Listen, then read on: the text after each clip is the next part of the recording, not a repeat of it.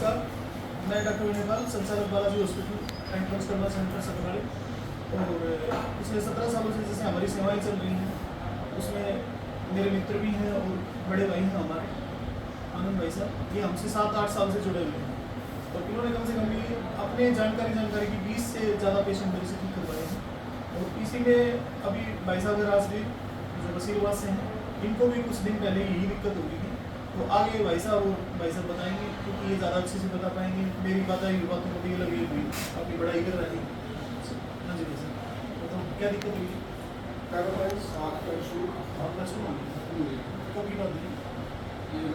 10 तारीख 9 तारीख की। 9 की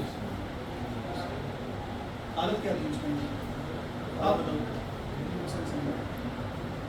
भाई साहब ने 11 तारीख के करीब मैंने शिवामणि का प्रोग्राम रखा हुआ था घर पे, बालाजी की शिवामणि का, तो उसकी कार्रवाई में लगे हुए थे। तो शाम पहले दिन काफ़ी लेट तक काम कर रहे थे, थकान वगैरह महसूस हो रही थी। 2 तारीख को सुबह उठे तो इनको हाथ पैर में दिक्कत सी हो रही थी। मैं इनके पास गया तो मुझे इस तरह के काफ़ी केसों को देखने का मौका मिला है। लाइफ में मेरे रिलेटिव भी रहे हैं, काफ़ी दोस्त भी रहे हैं, जिनमें से कुछ हिसार वगैरह रहे, उनमें एसफल रहे। उसे पेशेंट आपके पास आए जो लगभग सक्सेसफुल रहे, एक तरह से आपने पुनर्जीवन दान दिया उन लोगों को।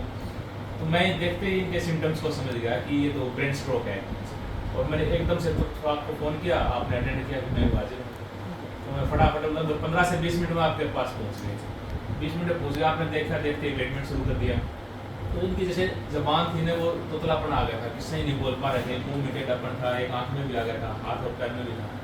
तो 1 घंटे के ट्रीटमेंट में इनकी बोली तो बिल्कुल 100% ठीक हो गई और हाथ भी सही ढंग से काम करने लगा, पैर भी ठीक काम करने लगे, यानी कि 1 घंटे में रिकवरी इनकी आ गई।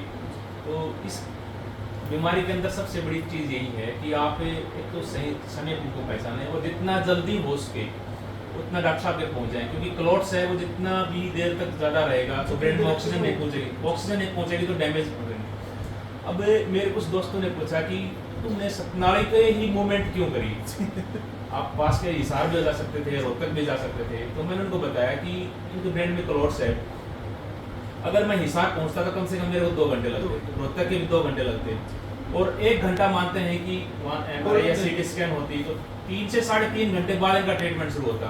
तो 3.5 घंटे के अंदर तो ब्रेन में इतना डैमेज आ जाता है कि लगभग 3 साल में रिकवरी करने को रिकवरी में दिक्कत होती है, कोई ना कोई कमी रह जाती है इसके। तो सबसे बड़ी चीज़ ये है कि इस बीमारी के अंदर जितना जल्दी आप डॉक्टर के पास पहुंच जाएंगे उतना जल्दी ट्रीटमेंट शुरू हो जाएगा। तो क्लॉट्स से ब्लड सर्कुलेशन शुरू हो जाएगा, ब्लड सर्कुलेशन हुआ तो ऑक्सीजन मिलेगी ब्रेन को, तो रिकवरी शुरू हो जाएगी। तो मैं इस चीज़ में देख रहा हूँ कि पिछले लगभग 2018 से मेरा आपसे 2018 के बाद से, तो उसके बाद से जितने भी लोग मैंने भेजे हैं लगभग 100% रिजल्ट रहा है आपका। सक्सेस। थैंक यू डॉक्टर साहब, थैंक यू सो मच। तो भाई साहब ने जो बताया आपको, ये एक पुलिस अधिकारी भी हैं और समाज के अच्छे, मतलब कहते हैं कि प्रतिष्ठित आदमी है। इन्होंने जितने भी केस भेजे हमारे पास लगभग सब ठीक हुए हैं। राजवीर भाई साहब को भी सभी लगभग आसपास के लोग जानते हैं, यहाँ पे बारडा के एरिया के सभी लोग जानते हैं। और यही रिक्वेस्ट है कि किसी को भी अगर आसपास में कोई प्रॉब्लम होती है तो पहले एक बार हमसे मिल लेगा तो शायद हम उसके लिए कुछ ज़्यादा अच्छा कर पाएंगे। ज़्यादातर पेशेंट क्या करते हैं कि भाई इधर उधर घूम के फिर बाद में आते तो फिर उनमें रिजल्ट भी लेट आते हैं या पूरी तरह रिजल्ट नहीं आते।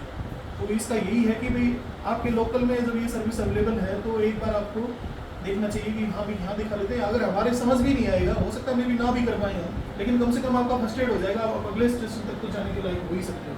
बिल्कुल ठीक बात है। तो ये थैंक यू सो मच इस बात के लिए, भाई साहब ने हमें ये मौका दिया और आज भाई साहब बिल्कुल ठीक है।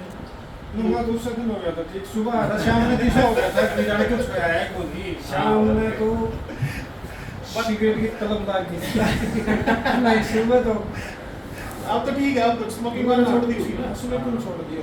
उस दिन तो यकीन नहीं हो रहा था कि एक्चुअली मेरे इतने बड़े प्रॉब्लम है, यकीन नहीं हो रहा। जब इन्होंने MRI कराई है उसके बाद हाँ। तो पता लगा कि यार सीरियस प्रॉब्लम है। MRI करने के बाद ही हमारी एबिलिटी का पता लगता है। लोगों को कोई MRI हो चुकी है, इसमें इतनी प्रॉब्लम है, शुरू में आता है जब तो पेशेंट ये रहता है कि यार थोड़ी सी होगा ठीक, हाँ। लेकिन एग्जैक्ट जब तीसरे दिन चौथे दिन MRI होती है उसमें उसको कितना बड़ा इन्फेक्ट है या ब्लीडिंग है उसको या इस तरह की चीज़ होती है, तब जाकर उसको पता लगता है।